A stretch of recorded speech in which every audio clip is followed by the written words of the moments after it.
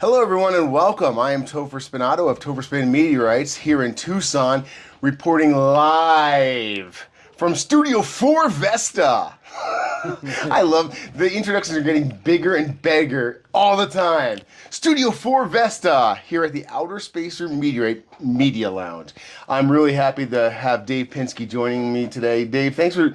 I literally, you were walking by outside and I grabbed you. Like, before I tear down all my stuff, sit down and have a conversation with me. I mean, all I wanted to do is say hi, and all of a sudden I'm sitting in this chair with lights on. How did that happen? I don't know. You're a friend of mine, and I thank you, dude. We've actually this is our first time meeting. Like this is your first time in Tucson and our first time ever meeting, isn't Absolutely. The only way I saw Topher is on a screen, so everything looked like The Simpsons. Everybody was flat and two-dimensional, and all of a sudden they flipped the thing on, and all of a sudden it was 8K 3D. 8K 3D, and I saw everybody, but he behaves the same way, so that's great. Yeah, you can't take me out. You just expect the same thing. Yeah. Dude, we've hung out together. For those that don't know, Dave is a member of the Knowledge Bolide Hangout. We've been hanging out every Wednesday for a long time. We've been, I think, 5 years now is what we've been doing, or 3.5, 4 years, something, 4 years roughly. Don't quote me. But you've been on with us, joining every single Wednesday that you're available, which is most of them. For how long now? Like 2 years, 3 years? I think I started to take Wednesdays off maybe a year and a half. I don't know. It's you know how time goes. It seems like 3 years with this. I do my best, you know. But I really enjoy the fact that, like, you don't have massive museum collection type pieces. You have smaller pieces like a lot of collectors, but you hand select each one, and each one has. Because when you do show and tell on the Hangouts, I love the fact that you have a nice photo of it, and usually at least one or two interesting stories or facts about your meteorites. Well, I kind of like to go with what interests me about it, and I'm assuming that would interest others. And I just go with that. In terms of getting the photos, I do photography too, so I'm kind of picky about that. I like it to look like you're looking straight at it with 20/20, better than what my eyes are. And so I want to be able to see all the details. If there's some good chondrules, I want to see sharp detail in the chondrules and present that. And because I'm not a big fan of just grabbing my phone, can you see this? Can you see this? And I want to present really good photos. And fortunately now, my iPhone's able to take really good pictures on the spot. But most of the time, I like to take it with a DSLR, with a light box, and shoot it in RAW, and then process it and get the best photos. Yeah. Very nice. Yeah, I enjoy your show and tell. You always have some cool stuff. And it just goes to show that you don't need, you have a nice DSLR, but you can get away with a quality iPhone or Android if it's a current thing. It's you, now I do want to touch on your collection. Is there some things that you absolutely migrate to or away from in your collection? Like, are you historic? Are you American? Are you witnessed? Are you carbonaceous, Palestine? Like, what floats your boat? Whatever hits me at the moment. They're historic things, like, for instance, the meteorites that were predicted to fall. I like to have those. Like this one here? Yes. Crumbly thing. Yeah. But it's, it's an important thing because, historically, these first few were the ones that were actually detected and predicted to land, which translates to how we are going to find them a lot sooner. And then you got to figure out, are they rubble piles? Are they solid chunk of metal? Whatever they are will depend on how we divert it. You divert it with different ways depending on its makeup. So it's kind of the beginning of that process where they actually detected those and they did fall in the area they predicted. That's amazing, isn't it? Yeah. I mean, that's truly amazing when, because like with the same, not the same array, whatever this one is here, Yeah. it actually fell on a tennis court, and Sean has some pieces of it here. But like that's a cool one because you're right, we did see it through telescopes, observations, predicted where it was going to come in, what time it was going to come in, what angle, and people in like Germany and everything had their cameras set up waiting for it. Like it's not only just a witnessed fall, it's a predicted witnessed fall hammer event. Did they actually get pictures of the fireball? Yeah. Oh, I got to look that up. Yeah, I saw a video.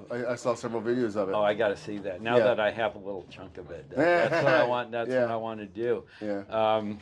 Yeah, there's a lot of them that hit things. The peak skill that went through the junker car. Yeah. Smashed right through the backside of the trunk and landed, and a cheap car all of a sudden Yeah. is worth a lot of money. I was in Mark Lyon's room the other day, and you see slices and pictures and examples of peak skill, but you only ever see them two-dimensional on your screen. Yeah.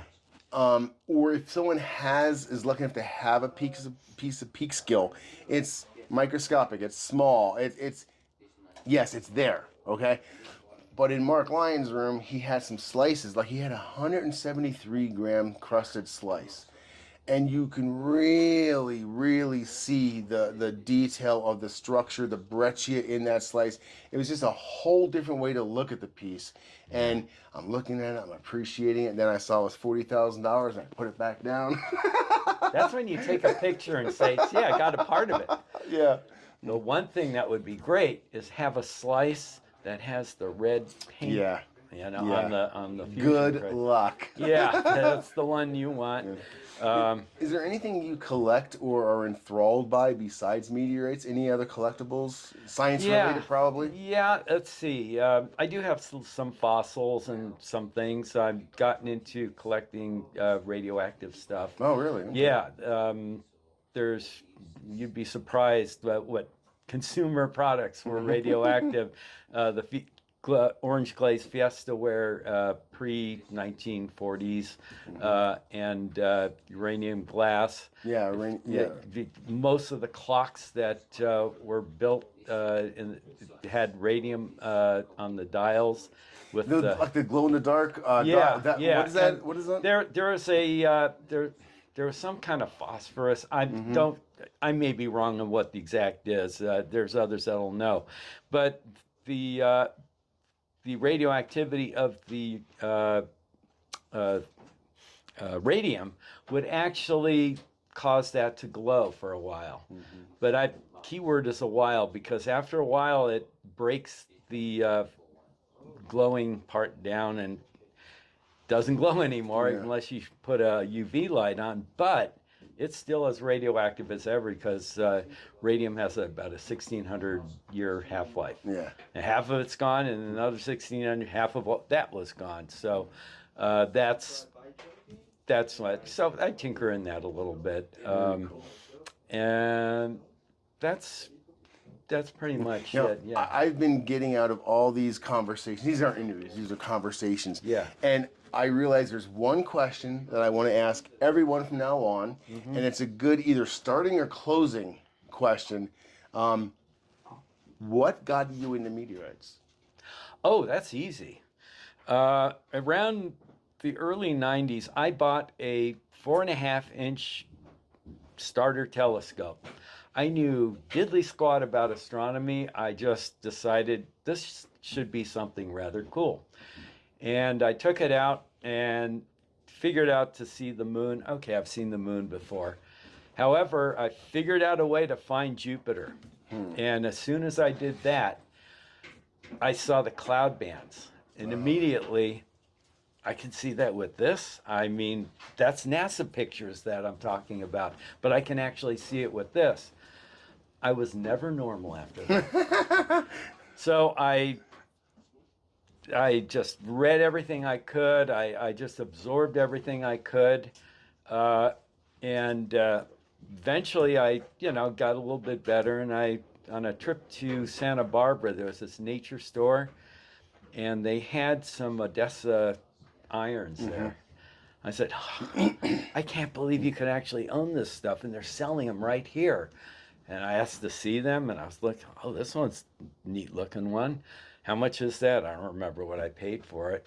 And I bought it, and I was enamored with it. I couldn't believe I'm holding something that was somewhere between Mars and Jupiter. Yeah. And it stuck with me. And then I found How many years ago was that? this was in the mid 90s or early mid 90s, and I think I saw an ad in Astronomy magazine or Sky and Telescope for Robert Haig. Yeah, Sky and Telescope. And then I think I called. I can't remember whether I called or sent for a catalog, and then I ordered a meteorite from him, and so it just started then. And then I discovered mineral shows and the RTMC Astronomy Expo, and there were a couple of dealers that were there, and I started to collect more then, gradually. And now I just, I'm embarrassed of how much I've collected, Never be. Yeah, That's a source of pride. It is. It is. It is. And so, but the one thing I do understand, they go up in price, but I still have that sense of wonder of what I have. Yeah. The historical stuff I have one that went through a roof in India, and I have a little piece of the roof and that. That's cool. That's cool. But is that Corporate Gowan? yes, Yeah. And the carbonaceous ones, I got my first Allende, and it just blew me away because that was in Robert Haig's catalog, and he wrote extensively about it. And I've got stuff older than the sun in this. And I still have just about all of them that I bought early on. And it still does. I look at some of the other carbonaceous stuff like Murchison and stuff, and I have little bits of that, and it's just, I look at that, it's got DNA, and amino acids and all kinds of cool stuff. RNA, all this stuff, and it's like, I'm literally holding the history of the solar system in my hand. Yeah. And then I discovered outreach. So when most people don't think much of meteorites, and I grab this nice iron and say, put out your hands, hold it. What you're holding is 4.5 billion years old. Yeah. And it came from somewhere between Mars and Jupiter, just the basic stuff. And their eyes light up. And so that's what I'd like to do. Yeah. I like doing that. So much so that doing the star parties at Griffith Observatory with LA Astronomical Society, when they reopened after renovation, one of the guides I knew said, hey, they're accepting applications. Why don't you try and do what you do out there inside here? And so I did, and I got the job. I'd been working since 2007 as a museum guide. At the Griffith Observatory. Yes. That's fantastic. And you get to share that information and knowledge and the excitement with other people daily. Yeah. That's and fantastic. If you ever visit Los Angeles, come out. It's free to come in. And there's museum guides on every floor, and they are just aching to answer your question. That's awesome, man. What a great sales pitch, and a nice little vacation spot for free. It is. It's totally free, and it's not just that. There's a history of the building. There's more movies that have ever been filmed there. You have a view of the Hollywood sign. Hiking trails. It's a really good experience. Yeah, and a lot of the building is also underground as well because they've expanded that and left the top untouched. It's a historical building. Yep.